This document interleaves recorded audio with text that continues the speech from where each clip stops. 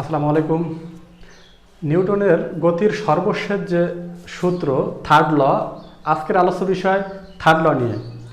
Third Newton third law of motion সূত্রটি হলো প্রত্যেক ক্রিয়ারই একটি সমান ও বিপরীত প্রতিক্রিয়া আছে।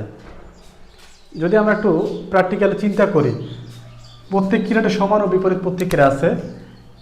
আমি যদি কোনো কিছুতে আঘাত করি, এই আঘাতের বলটা হয়েছে যে F1, কোনো কিছু আঘাত করলাম, আঘাত করার পর আমি যে ব্যথা পাবো বা ফিডব্যাক আমার কাছে চলে আসবে সেটা হচ্ছে -F2।